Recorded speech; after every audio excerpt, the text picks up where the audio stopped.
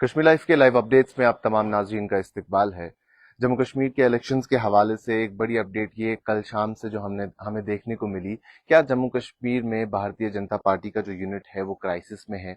इस हवाले से कई सारी चीजें सामने आई। उसमें सबसे बड़ी चीज ये थी कि इमरजेंसी में राम माधव को कल जम्मू जाना पड़ा और जम्मू में जो पार्टी हेडक्वार्टर्स है त्रिकुटा नगर में, वहां एक मीटिंग करनी पड़ी, क्योंकि जम्मू कश्मीर भारतीय जनता पार्टी की कंप्लीट स्टोरी जो हमने आप तक पहुंचाई थी उसमें हमने आपको बताया था कि कई सारे लोग जो हैं वो नाराज हैं भारतीय जनता पार्टी की हाई कमांड से कि उन्होंने मैंडेट ऐसे लोगों को दिया है जो पार्टी में काफी नए हैं और उन लोगों को इग्नोर किया है जो पार्टी के साथ काफी वक्त से जुड़े हुए हैं।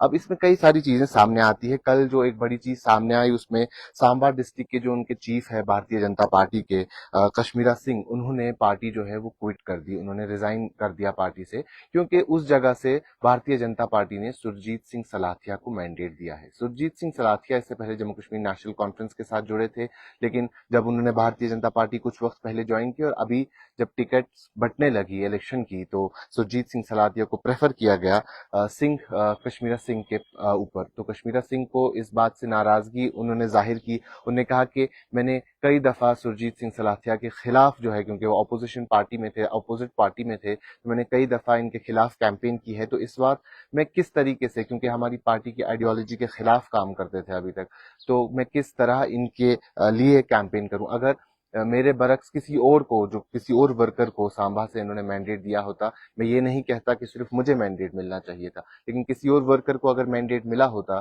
तो मैं उसके लिए कैंपेन कर सकता था। लेकिन इस बात से वो नाराजगी उन्होंने अपनी जाहिर की और उन्होंने पार्टी से इस्तीफा दे दिया।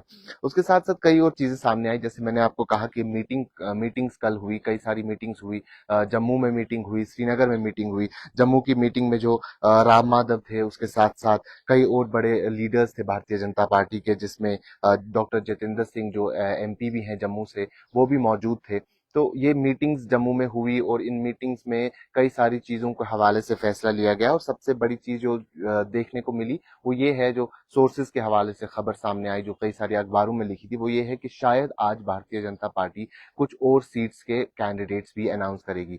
मैं आपको ये भी बता दूं कि कई सारी सीट्स जो है अभी पेंडिंग है, जिसमें सबसे इंपॉर्टेंट जम्मू की कुछ सीट्स है, उसके साथ साथ राजौरी डिस्ट्रिक्ट की नौशेरा सीट है, जहां से पिछली बार जम्मू कश्मीर भारतीय जनता पार्टी के जो प्रेजेंट बीजेपी यूनिट के चीफ हैं जम्मू कश्मीर के, वो उन्होंने पिछली बार वहां से इलेक्शन लड़ा था और जीता था, लेकिन अभी तक उन्हें वहां से मैंडेट नहीं दिया गया है और वो सीट अभी भी वेकेंट है। उसके साथ साथ जो जम्मू कश्मीर में भारतीय जनता पार्टी के जो जनरल सेक्रेटरी है, नेशनल लेवल जनरल सेक्रेटरी तरुण चुग, उनकी भी कल कुछ मीटिंग्स हुई थी कश्मीर में, श्रीनगर में, और जहां ये डिसाइड किया गया है एज पर सोर्सेज कि श्रीनगर में कुछ और कैंडिडेट्स को भी अनाउंस किया जाएगा, मैंडेट मिलेगा। और वो दो कॉन्स्टिट्यूंसी श्रीनगर डिस्ट्रिक्ट की रहेंगी, एक हबा कदल है और उसके साथ साथ हबा कदल तो ऑलरेडी मेंशन थी, उसके साथ साथ ईदगाह और लालचौकी कॉन्स्टिट्यूंसी के लिए भी कुछ लोगों को जो है मैंडेट दिया जाएगा।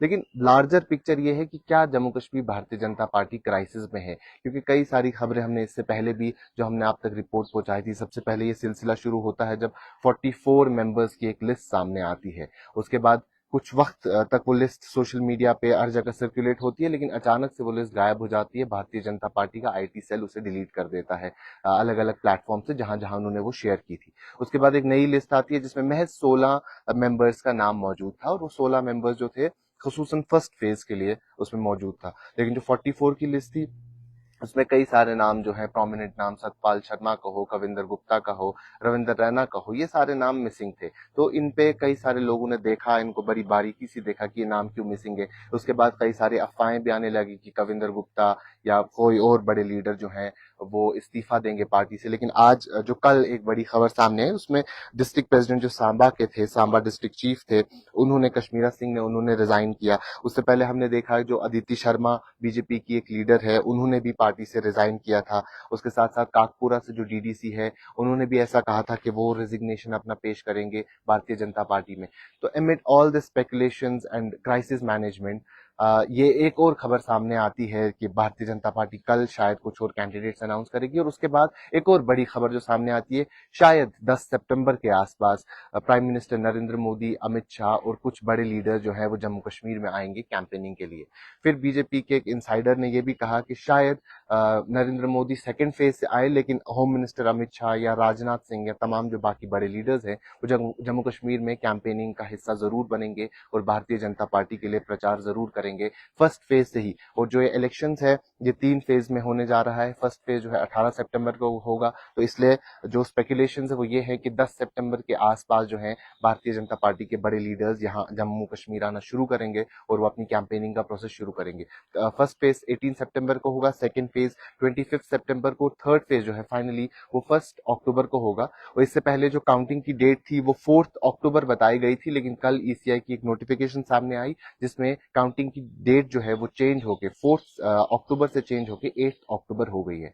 तो अभी के लिए इतना ही। ये तमाम खबरें जो थी ये बीजेपी के हवाले से थी कि क्या बीजेपी जम्मू कश्मीर में अपने मैंडेट के हवाले से या कैंडिडेट्स के अनाउंसमेंट के हवाले से खतरे में है या किसी किस्म के क्राइसिस में है, और उसके साथ साथ भारतीय जनता पार्टी के टॉप लीडर्स जो हैं वो जम्मू कश्मीर आने वाले हैं कैंपेनिंग के लिए। अभी के लिए इतना ही। बाकी तमाम खबरों के लिए आप बने रहें कश्मीर लाइव के साथ।